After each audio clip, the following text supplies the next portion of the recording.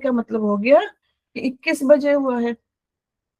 अगर railway time के according लिखते हैं 9 को, तो 9 + 12 करके लिखते हैं तो 21 बजे हुआ होगा, यानी कि 9 PM मान लेते हैं, ब्रैकेट में लिख देते हैं 9 PM। ठीक है, तो अब हमें इनके लिए क्या करना पड़ेगा, रात्रि मान की गणना करनी पड़ेगी। तो रात्रि मान कैसे निकालेंगे, तो रात्रि मान निकालने के लिए उस दिन का सूर्यास्त, किस दिन का, यानी कि 19 तारीख का तो सूर्यास्त लेंगे, और अगले दिन का सूर्योदय लेंगे। ठीक है, तो 19 तारीख यहां मैं लिख देती हूँ, 19/2/2026 का तो हमने सूर्यास्त ले लिया, लेकिन सूर्योदय कब का लेंगे, 20/2/2026 का, तभी तो रात्रि मान आएगा। देखिए, एक अहोरात्र कैसे होता है, एक अहोरात्र मतलब 24 घंटा, तो 12 घंटा दिन का और 12 घंटा। अब इसमें आगे पीछे भी हो सकता है कि कभी, जैसे हमने यहाँ पर निकाला कि दिन का मान जो है वो क्या है, 11 घंटे 10 मिनट का ही है। ठीक है, तो इस तरह से हो सकता है।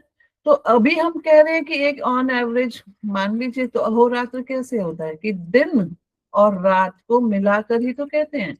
तो अगर एक किसी दिन, माना 19 तारीख को सूर्योदय यहाँ है, सूर्यास्त यहाँ है, तो अगले दिन के सूर्योदय यहाँ होंगे, यानी कि 20 तारीख हो जाएगी यहाँ। तो ये वाला जो मान होगा यही रात्रि मान होगा। तो अब हमें करना क्या है इसमें, हमें 19 तारीख के सूर्यास्त के समय से लेकर अगले दिन के सूर्योदय तक के समय को देख लेना है।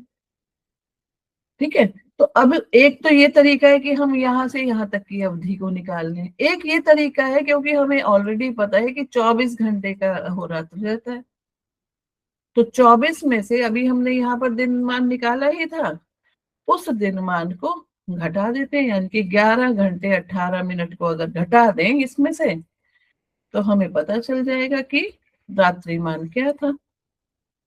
तो ये भी एक तरीका हो सकता है। तो जैसे हम गुरुजी बार बार कहते हैं कि गणित करने के कई मेथड हो सकते हैं, तो अगर हम 24 में से इसको घटाते हैं तो 60 - 18, तो यहाँ पर आएगा 42 मिनट, 42 मिनट। और यहाँ पर 23 हो गया था, तो 23 में से अगर हम 11 घटा रहे हैं तो हमें मिलता है 12 घंटे। तो 12 घंटे 42 मिनट की रात्रि है, तो ये रात्रि मान हो गया। अब रात्रि मान अगर 12 घंटे 42 मिनट का है, तो हम इसको अगर सिंगल यूनिट में लिखें तो 42 को 60 से भाग कर लें तो 12.7 घंटे। इसको भी हमें 8 भागों में बांटना है, जैसे हमने यहाँ पर 8 भागों में बांटा था, 8 से भाग किया था, हमने यहाँ पे भी 8 भागों में बांटना है। तो 12.7 को हम क्या करेंगे, 8 से भाग करेंगे तो हम मिलेगा 1.5875 आ रहा है कैलकुलेटर में। तो इसका मतलब हुआ कि 1 घंटा 35 मिनट और कितने सेकंड्स, 15 सेकंड्स। बस अब यहाँ पर एक अंतर हो जाता है, जैसे हमने कहा था कि जिस दिन जातक का जन्म हुआ है, पहला भाग उसी दिन के स्वामी का होता है, वारिश का होता है। यहाँ पर ऐसा नहीं होगा रात्रि के केस में। रात्रि के केस में क्या होगा कि पहला भाग जिस दिन जन्म हुआ है, जैसे गुरुवार को जन्म हुआ है, तो पहला भाग बृहस्पति का ना होके बृहस्पति से पांचवा, बृहस्पति से पांचवा देखना है कौन होगा। तो बृहस्पति शुक्र शनि रवि और सोम, तो पांचवा यानी कि सोम मतलब चंद्रमा का होगा पहला भाग।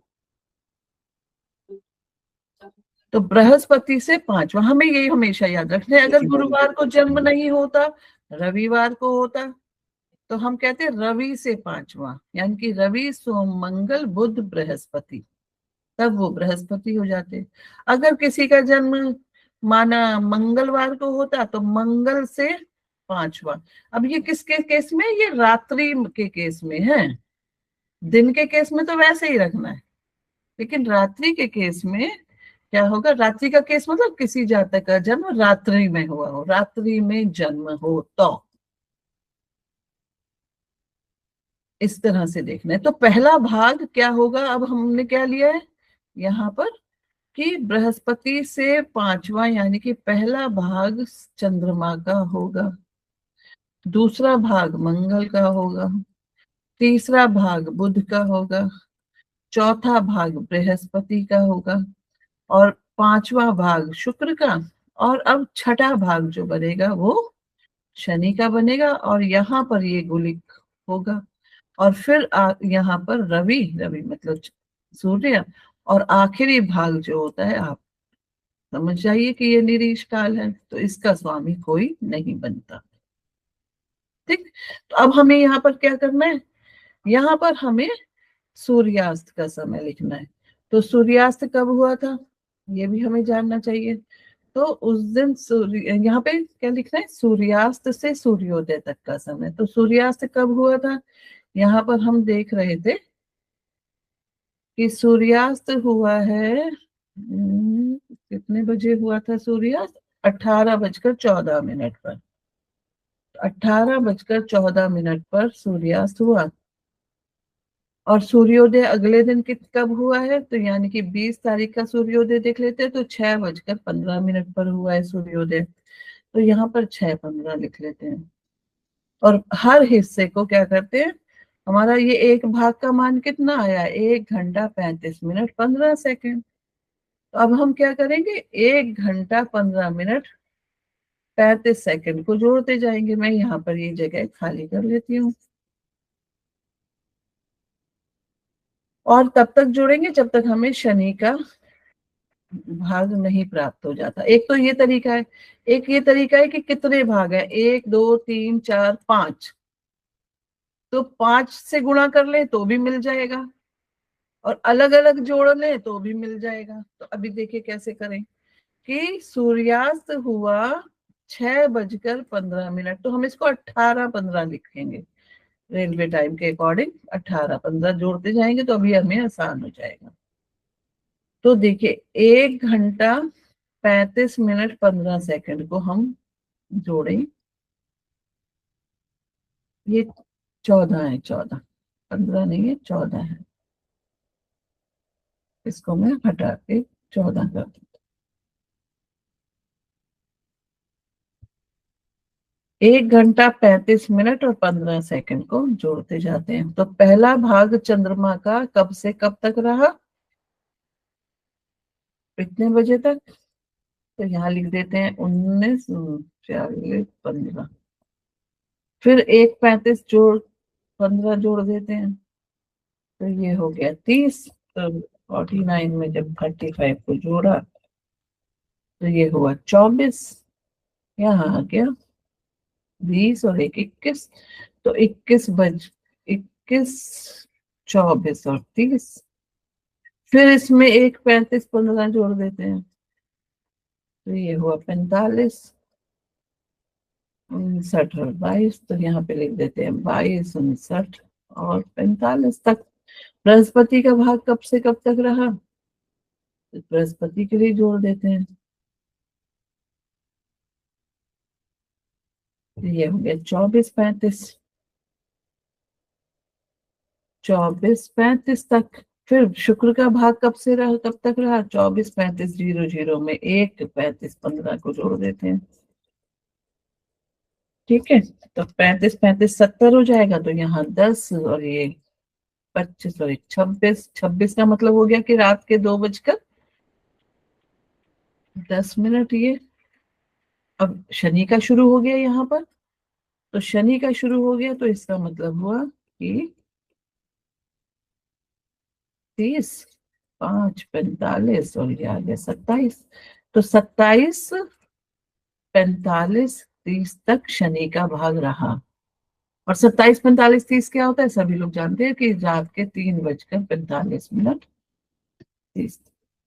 और यहाँ पर ये कितना रहा, 2:10 तो रात्रि के 2:10 से शुरू हुआ किसका, शनि का भाग, और कब खत्म हुआ, 3:45 तो इसके अंतिम समय यानी कि 3:45 का अगर हम एक चार्ट तैयार कर ले तो हमें क्या, तारीख वही रहेगी, कौन सी, अब यहाँ पे तारीख कौन सी हो जाएगी, क्योंकि इंग्लिश कैलेंडर के अकॉर्डिंग यहाँ के रात्रि के 12 बजे ही तारीख बदल जाती है, और हमारे जो एप्स हैं वो क्या करते हैं, तारीख को 12 बजे चेंज कर देते हैं, और हमारी जो टेबल ऑफ असेंडेंट है उसमें भी ऐसे चेंज हो जाएगा। तो हम इसमें कुंडली जो तैयार करेंगे वो 20/2/2026 की रात्रि के 3:45 यानी कि एएम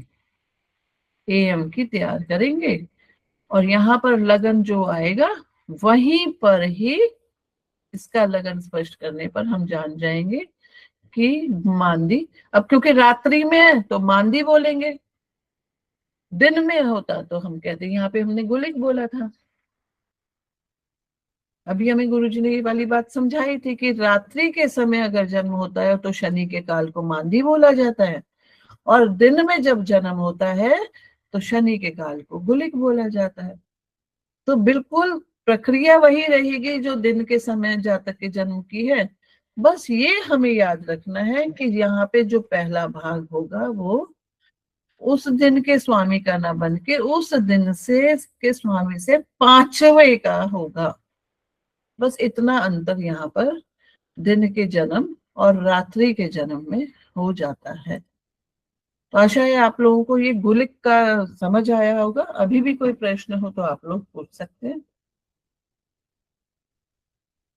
नहीं हो तो फिर हम आगे बढ़ेंगे।